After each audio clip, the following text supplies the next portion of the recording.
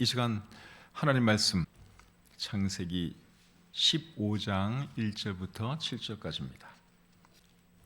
이후에 여호와의 말씀이 환상 중에 아브라함에게 임하여 이르시되 아브라함아 두려워하지 말라. 나는 네 방패요 너의 지극히 큰 상급이니라.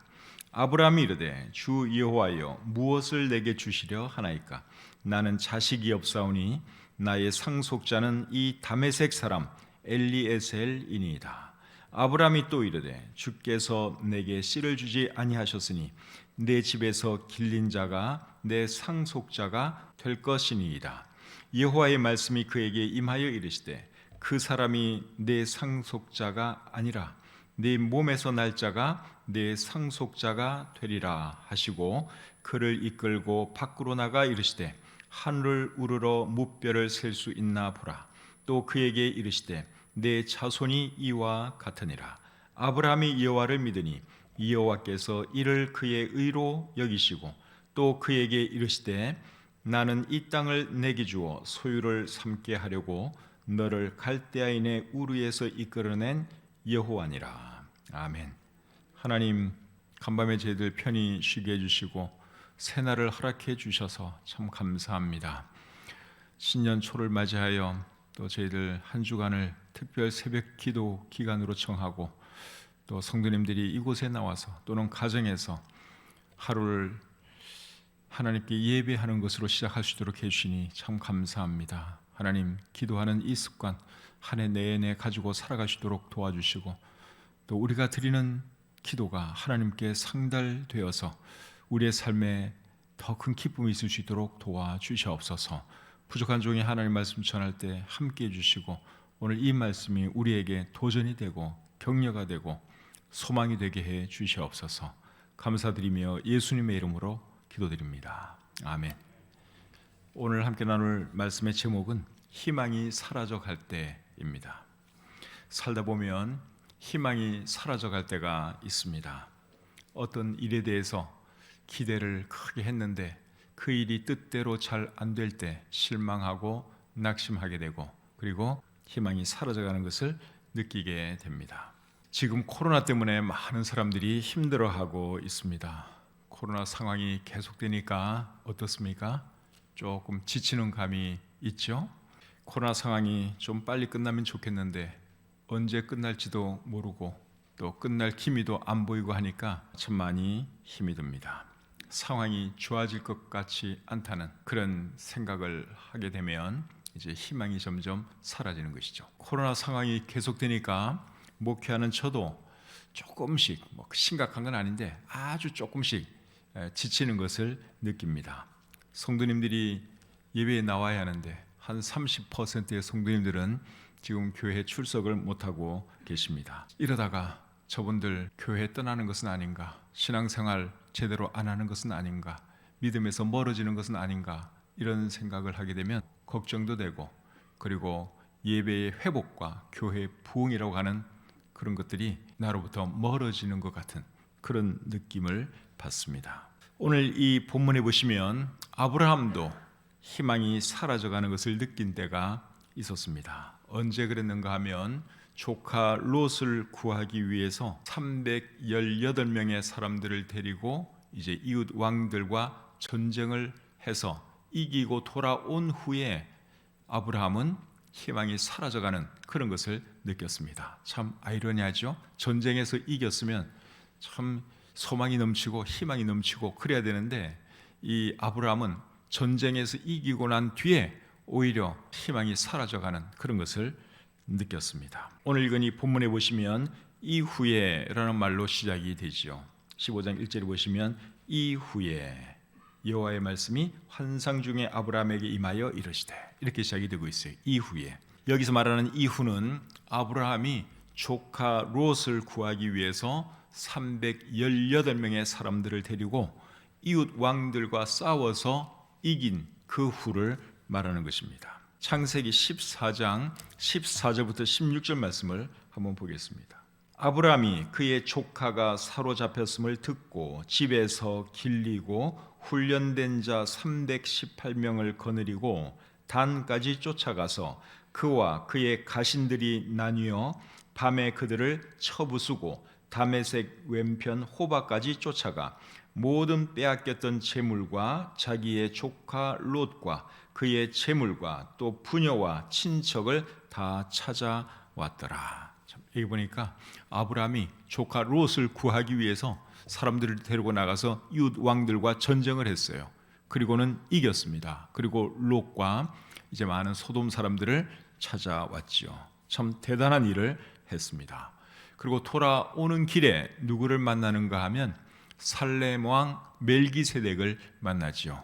멜기세덱에 대해서는 여러분들이 잘 알고 있습니다. 그리고 또 누구를 만나는가 하면 소돔 왕을 만납니다. 창세기 14장 21절부터 24절 보겠습니다.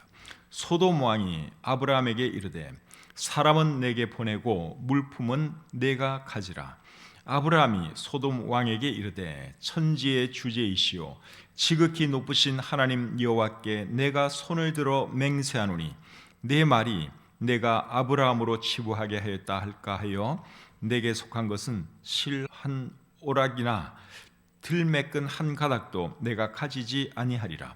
오직 젊은이들이 먹은 것과 나와 동행한 아넬과 에스골과 마므레의 분깃을 제할지니 그들이 그 분깃을 가질 것이니라. 소돔 왕은 아브라함의 조카 롯이 살았던 소돔 성의 왕이지요. 이웃 왕들이 소돔 성을 쳐들어와서 소돔 사람들을 다 잡아가고 소돔 사람들의 재산을 다 약탈해 갔습니다. 그런데 그것을 누가 찾아왔는가 하면 아브라함이 찾아왔습니다. 많은 사람들을 데리고 가서 이웃 왕들을 쳐서 이긴 뒤에 소돔 사람들을 구해오고 그리고 그들의 재산도 찾아왔습니다. 소돔 사람들과 그들의 재산을 찾아 돌아오는 길에 이제 아브라함이 소돔 왕을 만났습니다. 그런데 이 소돔 왕이 아브라함에게 뭐라고 말을 하는가 하면 재물은 당신이 갖고 소돔 사람들만 나에게로 돌려보내시오. 그렇게 말을 했습니다. 그 말에 아브라함이 뭐라고 대답을 하는가 하면 내가 당신 때문에 부자 되었다는 소리를 듣고 싶지 않으니까 당신에게 다 돌려드리겠습니다. 그렇게 말을 했죠. 옛날에는 전쟁에 나가서 이기면은 그 많은 재물을 얻었습니다. 그 무찌른 그 사람들의 재물 그게 다 자기게 되는 것이죠. 그런데 아브라함은 전쟁에서 이기고도 이제 빈손으로 돌아온 것이죠. 모든 것을 다 돌려줬으니까 아무것도 얻은 것이 없습니다. 그 일이 있고 나서 이제 오늘 본문에 기록된 일이 일어나는 것이죠. 전쟁에서 이기고 돌아온 아브라함은 밤을 맞이했습니다. 밤이 되니까 조용합니다. 주변이 조용합니다. 캄캄하고 조용합니다. 그런데 어떤 생각이 아브라함 마음속에 드는가 하면 혹시 적들이 복수하기 위해서 공격해 오는 것은 아닌가 하는 이런 두려움이 그의 마음속에 들기 시작하면서 그리고 자식이 없는 슬픔과 외로움이 밀려들기 시작했습니다. 그때 하나님께서 아브라함에게 말씀을 하시는데 그 말씀이 1절에 나와 있죠. 1절 말씀을 보겠습니다. 이후에 여호와의 말씀이 환상 중에 아브라함에게 임하여 이르시되 아브라함아 두려워하지 말라. 나는 내 방패요 너의 지극히 큰 상급이니라. 우리 성경에 보시면 두려워하지 말라 하는 말씀이 참 많이 나오죠. 그런데 두려워하지 말라는 말이 처음으로 나오는 것이 어딘가 하면 오늘 이 본문이에요. 하나님께서 아브라함에게 그 말씀을 하셨어요. 두려워하지 말라. 이렇게 말씀하신 것을 보면 지금 아브라함은 뭐 하고 있는 것입니까? 두려워하고 있는 거예요. 아브라함이 지금 두려워하고 있어요. 고요한 밤에, 조용한 밤에 혹시 적들이 나를 공격해 오면 어떻게 하나? 이런 두려움이 그의 마음속에 있었습니다. 그것을 알고 하나님이 하시는 말씀이 두려워하지 말라. 나는 네 방패요 너의 지극히 큰 상급이다. 그렇게 말씀을 하셨습니다. 나는 네 방패요 너의 지극히 큰 상급이다 하는 이 말의 의미는 내가 너를 보호해 줄 것이고 내가 너에게 상을 줄 것이다. 내가 너를 보상해 줄 것이다. 오늘 네가 빈손 들고 돌아온 거 내가 잘한다. 염려하지 마라. 내가 다 채워줄게. 하나님이 지금 그렇게 말씀하시는 것이죠.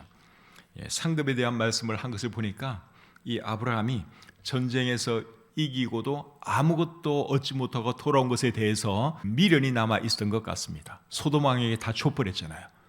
당신 때문에 내가 부자 되었다는 말 듣고 싶지 않으니까 내가 얻은 것 다 당신에게 주겠습니다. 다 돌려줬어요.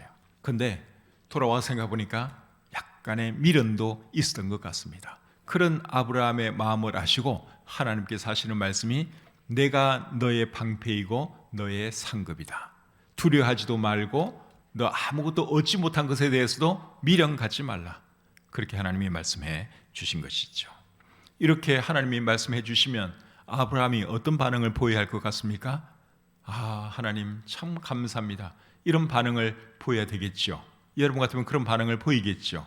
그런데 아브라함은 그런 반응을 안 보이고 다른 반응을 보입니다. 자, 2절 3절 말씀 보겠습니다. 아브라함이 이르되 주 여호와여 무엇을 내게 주시려 하나이까?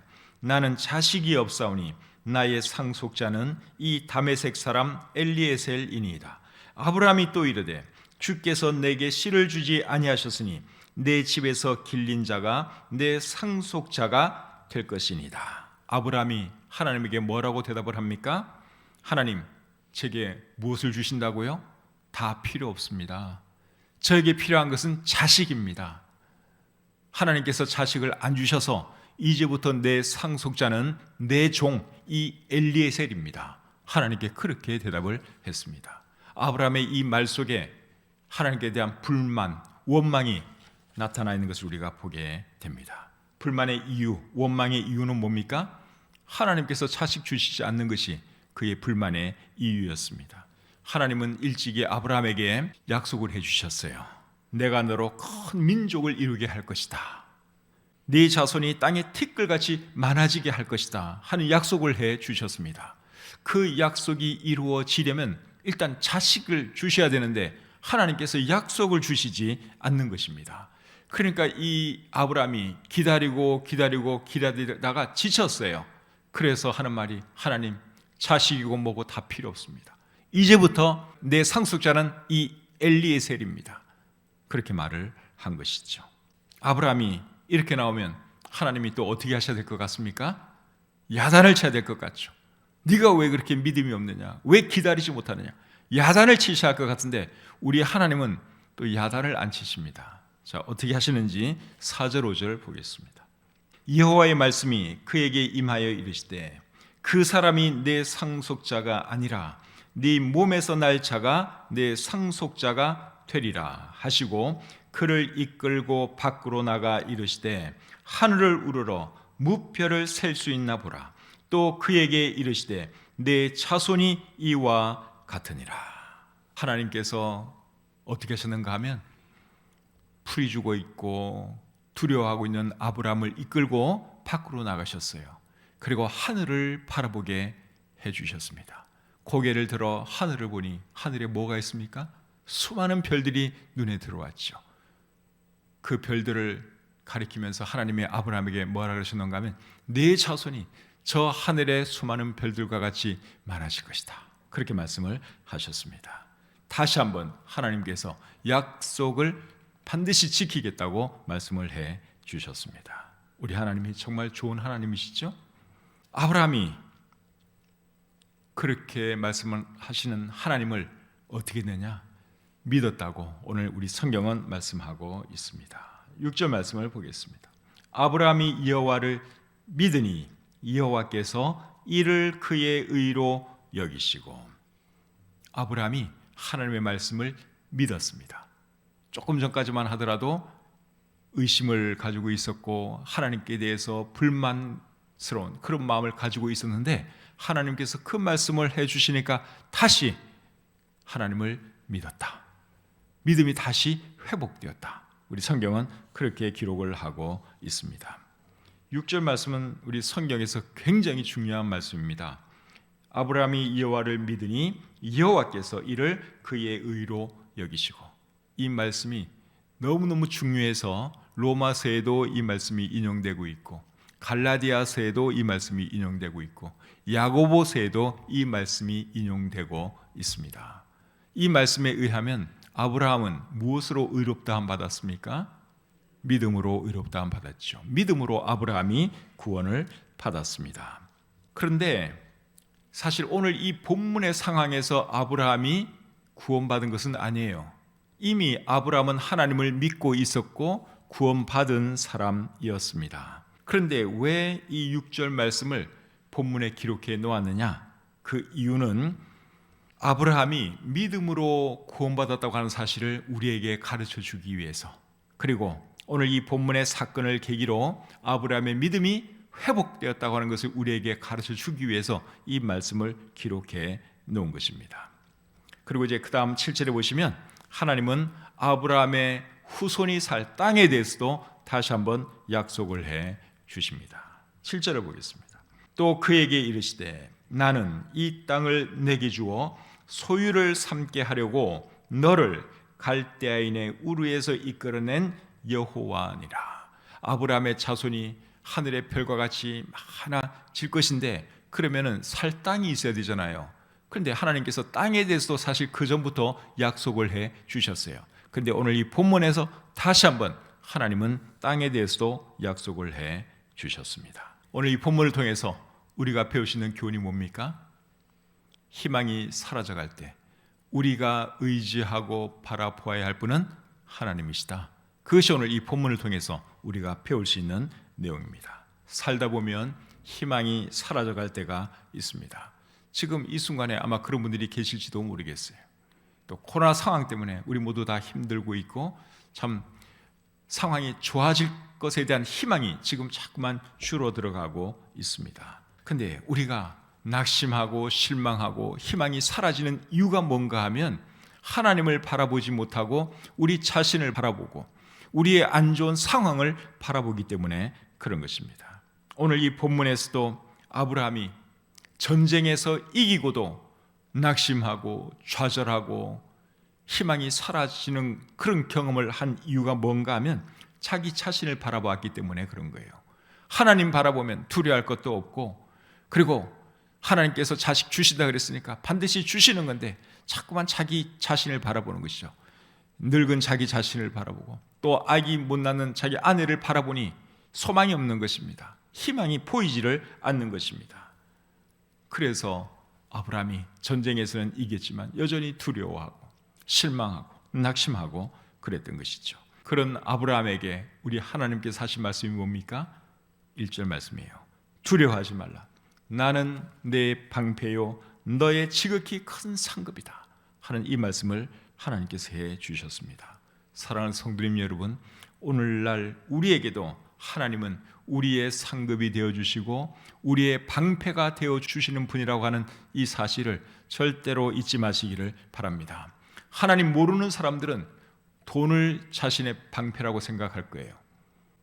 자신의 건강, 자신의 젊음, 이런 것에 기대를 걸고 희망을 걸고 살아갈지 모릅니다. 그러나 하나님을 섬기는 저와 여러분들은 누구를 바라봅니까? 하나님을 바라보는 거예요. 우리의 방패, 우리의 상급은 다른 무엇이 아니라 하나님이라고 하는 그 사실을 여러분 절대로 잊지 마시기를 바랍니다. 시편 3편 3절에서 다윗은 이런 고백을 했습니다. 여호와여, 주는 나의 방패시요 나의 영광이시요 나의 머리를 드시는 자신이다. 우리 하나님이 이런 분이십니다. 우리 하나님은 우리의 방패가 되어주시는 분이에요. 우리의 보호가 되어주시는 분이에요. 돈이 우리를 보호하는 것이 아니라 하나님께서 우리를 보호해 주십니다. 그리고 하나님은 우리의 영광이 되시는 분이고 우리의 머리를 드시는 분이십니다. 오늘 이 본문에서 하나님께서 아브라함의 머리를 들게 해주셨죠. 고개 푹 숙이고 낙심해 있는 아브라함에게 밖으로 끌고 데리고 나와서 하늘을 바라보게 해주셨어요. 고개를 들도록 만들어 주셨습니다. 우리 하나님은 오늘날 우리에게도 그렇게 하시는 분임을 잊지 마시기를 바랍니다. 그래서 우리가 바라봐야 할 분은 하나님이라는 거예요.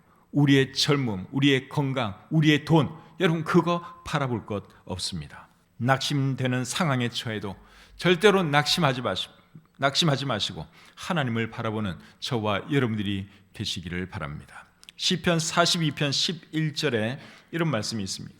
내 영혼아 네가 어찌하여 낙심하며 어찌하여 내 속에서 불안해하는가? 너는 하나님께 소망을 두라. 나는 그가 나타나 도우심으로 말미암아 내 하나님을 여전히 찬송하리로다. 시편 42편을 쓰신 분이 자기 영혼에게 하는 말이에요. 뭐라 그랬습니까? 내 영혼아, 네가 어찌하여 낙심하며 어찌하여 내 속에서 불안해하는가? 너는 하나님께 소망을 두라. 나는 그가 나타나 도우심으로 말미암아 내 하나님을 여전히 찬송하리로다. 우리의 심령이 낙심될 때가 있어요. 가라앉을 때가 있어요. 희망이 사라지는 것처럼 느껴질 때가 있어요. 여러분, 그래도 희망 버리지 마시고 소망 버리지 마시고 주님을 바라보면서 소망을 품고 살아가시는 저와 여러분들이 되시기를 우리 주님의 이름으로 축복합니다. 앞이 캄캄하고 사방이 꽉꽉 막혀도 위는 항상 뚫려 있다는 그 사실을 여러분 잊지 마시기를 바랍니다. 위를 바라보세요. 힘들 때 고개 숙이지 말고 고개를 들어 위를 바라보시길 바랍니다. 위를 바라보면 뭐가 있죠? 별들이 있죠. 별들 너머에는 누가 계십니까? 하나님이 계십니다. 그 하나님을 바라보시는 저와 여러분들이 되어야 할 줄 믿습니다. 마지막으로 시편 121편 말씀 읽어드리고 마치겠습니다. 내가 산을 향하여 눈을 들리라. 나의 도움이 어디서 올까? 나의 도움은 천지를 지으신 여호와에게서로다. 조금 건너뛰어서 5절로 가겠습니다. 여호와는 너를 지키시는 이시라. 여호와께서 내 오른쪽에서 내 그늘이 되시나니 낮에 해가 너를 상하게 하지 아니하며 밤에 달도 너를 해치지 아니하리로다. 여호와께서 너를 지켜 모든 환난을 면하게 하시며 또 내 영혼을 지키시리로다. 여호와께서 너의 출입을 지금부터 영원까지 지키시리로다. 아멘. 기도하겠습니다. 하나님 아버지, 희망이 사라져갈 때가 있습니다. 낙심하고 좌절될 때도 있습니다. 코로나 때문에 지금 우리의 마음이 약간 그런 상황 가운데 있습니다. 하나님, 오늘 이 말씀을 통해서 다시 한번 소망을 갖게 하시고 우리 주님을 바라보게 해 주시옵소서. 약해져가는 육신도 바라보지 않도록 도와주시고 능력 없는 내 자신도 바라보지 않도록 도와주시고 늙어가는 내 나이도 생각하지 않는 우리 모두가 되게 해 주시옵소서. 언제나 변함없이 그 자리에 계시고 우리를 돕고 계시고 우리를 지켜주시는 하나님 바라보면서 오늘도 힘차게 살아갈 수 있도록 도와주시옵소서.